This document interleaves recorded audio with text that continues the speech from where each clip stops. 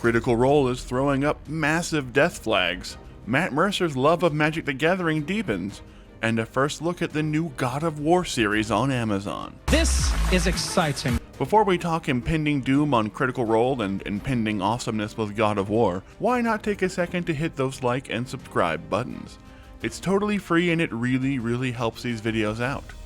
And then, let's dive into the news. Matt Mercer's love of Magic the Gathering was on full display as he once again showed up on the popular Commander at Home YouTube channel, where he was forced to battle it out against a homebrew Universes Beyond Critical Role deck, and another player who not only trolled him by bringing a DM screen to the game, which, let's just take a look at that fun moment right now. It's either 2 mystery cards or Fell the Profane. You can have Fell the Profane. Okay, should have done that better. I want to redo it. Hang on. Hang on. All right, hang on. I wanted. Actually, it happens differently. That's not at all what I've done. Incredible. You think that for a moment, but then. But that same player also used a special version of the Celestial Toymaker card featuring Brennan Lee Mulligan as the artwork. So Matt spent the entire episode being attacked by his own Critical Role NPCs and a juiced up Brennan Lee Mulligan.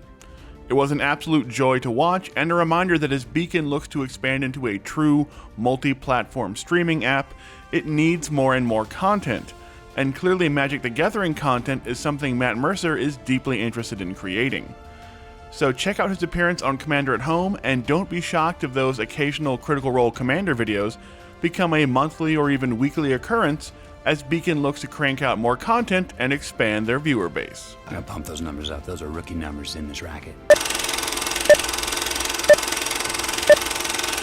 In the latest episode of Critical Role, death flags were flying left and right as the Seekers finally came across what we've been calling the Celestial Build-A-Bear Factory last night. And what they found within and the rough shape it left the entire party in has us bracing for the worst.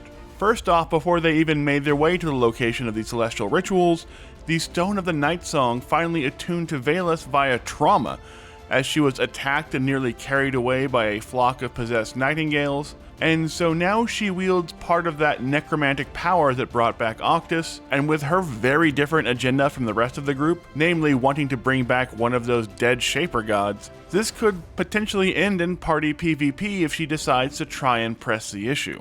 But once they reached the buried temple where the celestial rituals were carried out, the group discovered that the Daconis had been experimenting on creating their own celestials long before they tried to rip out Octus's heart and make him one. The notes reveal that terrifyingly, they seem to have discovered that they don't need this special location to make the ritual work, and the reason why Octus is such a perfect candidate appears to be his own lack of innate sorceress ability, as that ability is apparently what led to the failure of the experiments on his cousin Tertia. We also learned that the Daconis tried the rituals out on Halavar family members, but something about them, most likely the use of filament from Wick's enslaved celestial grandpa, renders them immune to the process. But while the notes said the experiment on Tertia failed and that she would be missed, it didn't actually say she was dead. So you could have some part celestial abomination wandering these halls, and perhaps that's the very reason the Daconis left this place once they found the ritual could be completed elsewhere.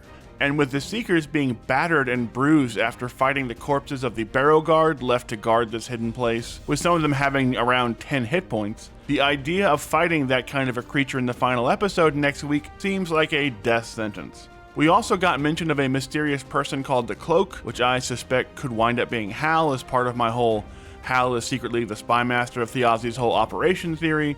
But mainly what we got is some devastating news about the frightening power and reach of the Daconis family, and a battered party potentially facing down a deranged semi-celestial if they don't implode on each other first.